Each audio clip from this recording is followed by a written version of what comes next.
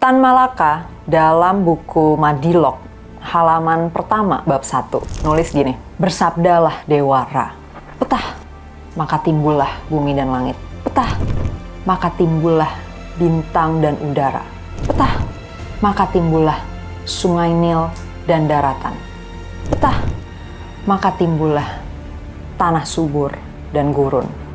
Dan kata Tan Malaka, begitulah gambaran bagaimana logika mistika bekerja. Dari sekedar ucapan petah-petahnya Dewara ini, ya itu dewa matahari by the way, bisa muncul bumi, langit, sampai sungai Nil dan gurun yang gersang. Cerita semacam ini banyak banget kita dengar di sekitar kita, dan seringkali hal-hal, masalah, atau fenomena itu dijelaskan dengan cara kayak gitu.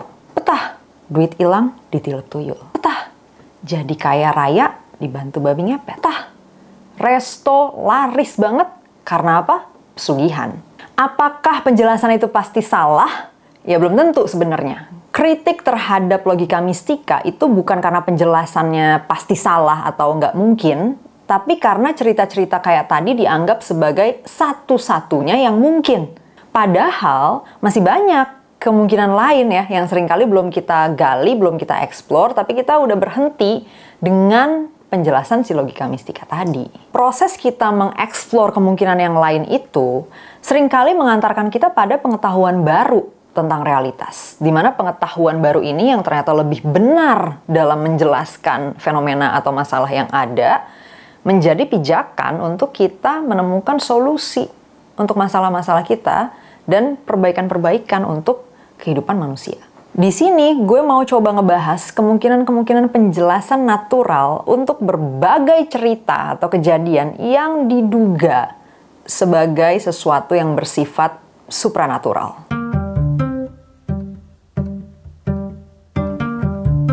Gue bakal mulai dari salah satu cerita atau kejadian yang mungkin paling sering ya diceritakan di masyarakat kita dan bahkan di konten ini juga, yaitu kesurupan. Nah, coba lihat gambar ini. Familiar nggak sih dengan posisi badan seperti itu? Banyak ya di film-film horor, ya kan? Dan itu biasanya terjadi karena kesurupan atau kerasukan setan, gitu kan? Kalau di cerita-cerita yang ada.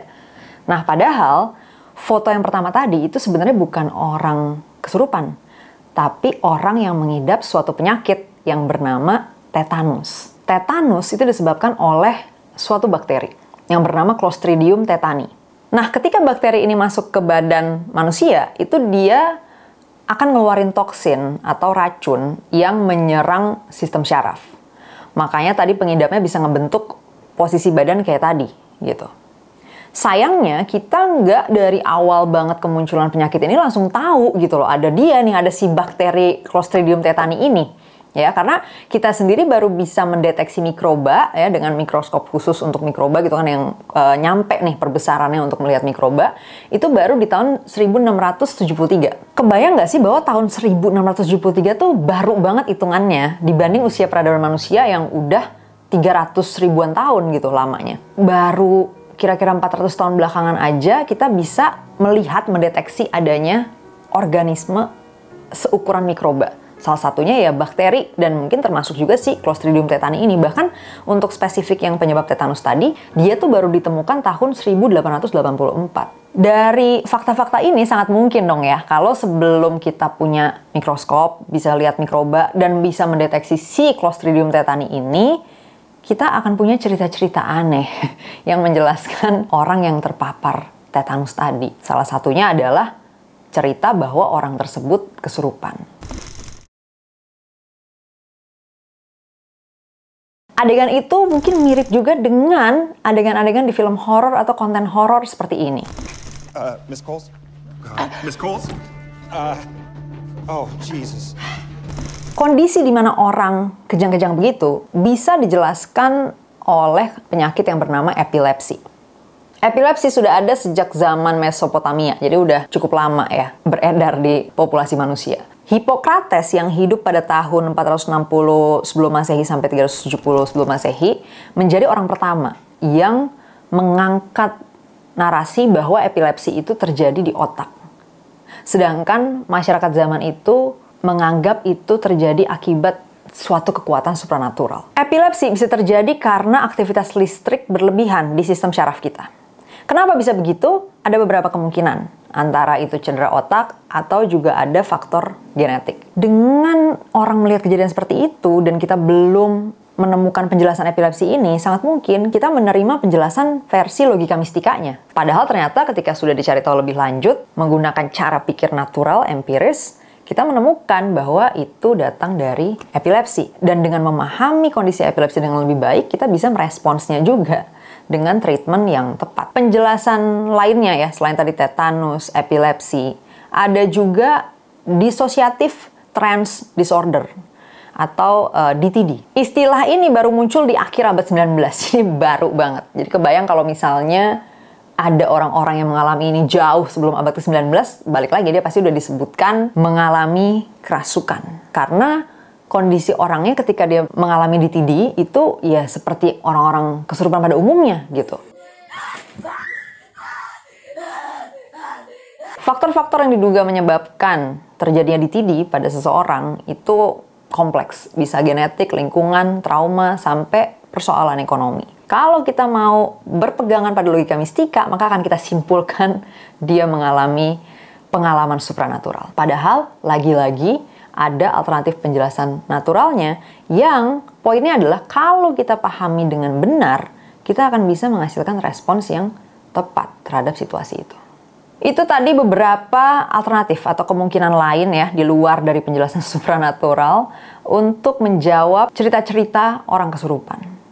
Kita tahu masih ada banyak cerita lainnya. Nah, sekarang coba kita move on ke penampakan. Karena biasanya ketika gue bilang kita tuh mesti skeptis lah gitu ya dengan penjelasan-penjelasan mistis atau supranatural. Tapi kata orang, penampakan sangat sulit dibantah katanya. Gimana dengan pengalaman di mana orang melihat adanya hal-hal ini kan? Gitu biasanya pertanyaannya. Nah, di sini gue akan coba kasih beberapa kemungkinan penjelasan naturalnya. Penjelasan yang pertama adalah suatu penyakit yang udah cukup populer kayak di sini karena pernah masuk headline berita. Jadi katanya masyarakat Indonesia itu menempati posisi tertinggi sebagai masyarakat dengan populasi terbanyak yang mengidap penyakit ini. Tapi ini datanya tahun 2004 ya, harus diupdate lagi. Bisa jadi membaik, bisa juga memburuk. Anyway, dari data ini jadi rame lah di mana-mana dibicarakan. Apa nama penyakitnya? Skizofrenia. Hey, up here. Yeah, up here. Hello.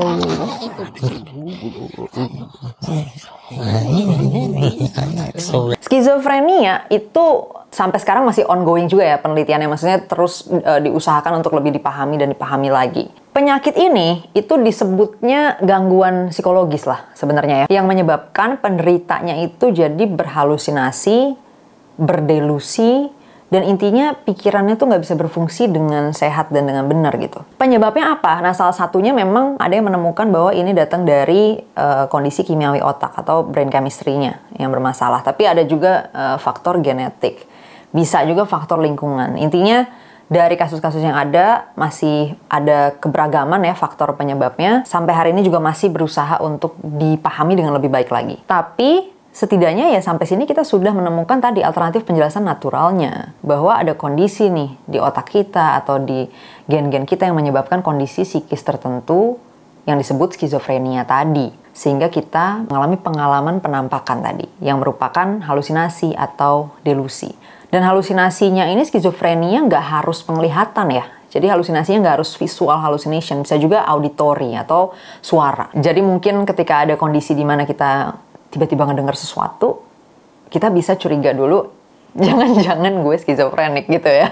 Yang namanya skizofrenia itu sebagai penyakit, kita baru kenal pada tahun 1800-an. Jadi baru kira-kira 200 tahun yang lalu lah gitu ya, 200 tahun yang lalu. Ditemukan awalnya oleh seorang psikiatris asal Jerman. Berarti kebayangkan dari 1800-an ke belakang ya sebelum ada ini, ya sangat mungkin dong ketika kita melihat ada fenomena seperti itu, kita belum punya penjelasan naturalnya dan akhirnya berkembanglah penjelasan-penjelasan logika mistikanya. Nah, yang mau gue tekenin adalah sebaiknya kita nggak berhenti pada penjelasan supranatural.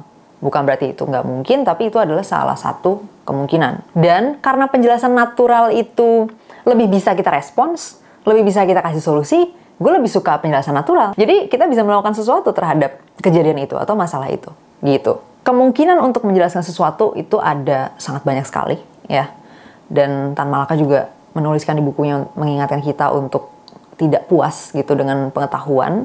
Jadi sangat tidak bijak kalau kita cepet-cepet ya, buru-buru berhenti dengan kesimpulan-kesimpulan yang berbasis logika mistika. Selain skizofrenia, belakangan juga dengan berkembangnya studi neuroscience ya, studi otak manusia, kita makin memahami bahwa ada banyak nih kecenderungan-kecenderungan dalam otak manusia, di mana salah satunya adalah otak kita sangat-sangat suggestible, ya maksudnya sangat bisa disugesti lah gitu, sangat bisa disugesti akan suatu hal yang tidak nyata sebenarnya di realita gitu. Kecenderungan untuk suggestibility ini ya, seberapa mudah otak kita menerima sugesti itu juga ternyata dipengaruhi oleh temperatur. Nah, temperatur yang rendah cenderung tuh lebih bisa bikin sugesti untuk kemudian terjadi halusinasi dan delusi gitu. Temperatur rendah, udara yang lembab, dan kemudian gelap. Makanya jarang sekali ya orang menceritakan mengalami penampakan itu di pantai gitu ya. Siang-siang, ada matahari terang benderang, terus panas gitu jarang. Tapi kalau di atas gunung, tengah malam, nah itu baru banyak banget ceritanya. Apalagi di gua, ya misalnya di gunung lagi ada gua tuh di situ, berteduh atau apa ke dalam gua. Nah biasanya udah macem-macem tuh ceritanya, karena gua itu ya gelap. Udah gitu kalau tadi posisinya di gunung kan dingin, temperatur rendah. Udah gitu ya lembab. Nah ini udah semua kondisi yang memenuhi untuk memberikan otak kita kondisi yang lebih mudah untuk menerima sugesti yang aneh-aneh sehingga membentuk halusinasi dan delusi. Sugesti ini nggak harus datang dari luar ya, maksudnya nggak harus datang dari orang ngomong-ngomong gitu, nggak harus. Bisa datang dari memori kita sendiri. Makanya biasanya penampakan itu punya basis pengalaman yang sudah ada sebelumnya. Bukan berarti kita pernah melihat itu sebelumnya, bukan. Tapi yang kita lihat itu biasanya campuran dari konsep-konsep yang udah kita kenal. Misalnya kita udah kenal bentuk orang seperti ini, bentuk mata orang seperti ini, rambut orang seperti ini, nah terus terjadilah penampakan yang kira-kira campuran dari konsep-konsep itu. Kemudian dengan kondisi yang seperti tadi, yang itu dikatakan kondisi yang kondusif untuk terjadinya delusi dan halusinasi, tiba-tiba bisa terciptalah penampakan gitu ya. Nah itu salah satu kemungkinan lain yang menjelaskan bagaimana orang bisa mengalami penampakan. Terakhir, kita move on ke cerita atau pengalaman berikutnya yang juga sering disampaikan ke gue. Katanya gini, oke kan, kalau misalnya soal orang ngeliat atau orang ngedenger mungkin itu halusinasi. Tapi gimana dengan ketindihan? Kalau ketindihan kan itu ada sesuatu yang nindihin dia loh kan. Itu nggak mungkin dong cuman halusinasi gitu. Nah, coba kita bahas ya. Apa sih kemungkinan natural untuk ketindihan? Yang sekarang akhirnya versi penjelasan naturalnya disebut sleep paralysis. Biasanya orang yang mengalami ini akan bangun tapi badannya nggak bisa gerak sama sekali. Makanya cerita-ceritanya adalah dia ditindihin oleh sesuatu yang supranatural.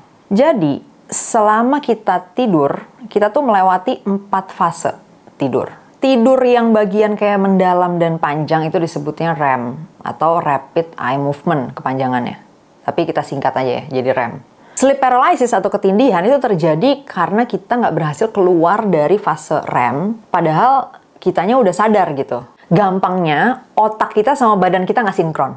Ya, jadi di otak kita udah bangun. Badan kita masih di fase REM. Akhirnya, kitanya sadar, tapi anggota-anggota badan kita tuh nggak bisa digerakin.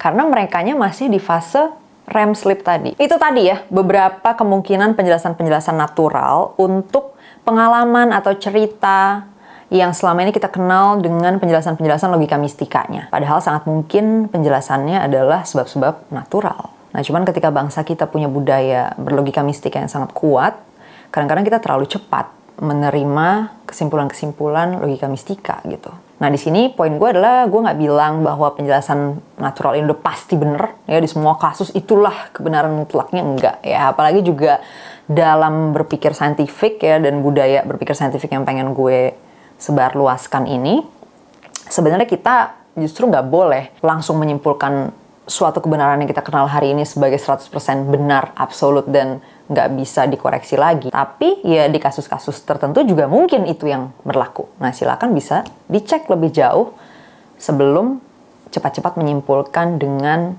logika mistika gitu. Nah, sekarang gue mau tebak ya di sini. Kemungkinan besar di kolom komentar akan ada yang ngomong begini. Kania, lu belum pernah nyoba kan pakai baju warna ini di pantai ini. Makanya lu nggak pernah mengalami penampakan ini. Atau enggak, Kania, lu coba dulu deh. Datang nih ke tempat ini, tempat ini, tempat ini. Intinya disebutin lah tempat-tempat di berbagai daerah di Indonesia. Tapi dia nggak mau bayarin tiket pesawatnya. Nah, poin gue adalah, nggak apa-apa. Tantangan-tantangan itu adalah bentuk berpikir saintifik juga. Maksudnya lu mendorong gue untuk mengeksplor lebih jauh kejadian-kejadian ini. Which are good. Nanti kalau gue ada kesempatannya, pasti gue cobain. Karena gue sendiri juga sudah beberapa kali kok melakukan apa yang disarankan oleh orang-orang, walaupun nggak sampai cukur alis ya. Tapi kebetulan gue belum bisa membuktikan itu. Dan kadang-kadang teman-teman mungkin yang merasa mengalami hal seperti ini juga belum mencoba explore penjelasan naturalnya. Ya nggak sih? Nah, jadi sekarang gue tantang balik. Ketika teman-teman ngerasa ngalamin penampakan atau apapun yang tadi kita bahas di sini, coba uji dengan penjelasan naturalnya. Gue Kania Cita, salam masyarakat baru.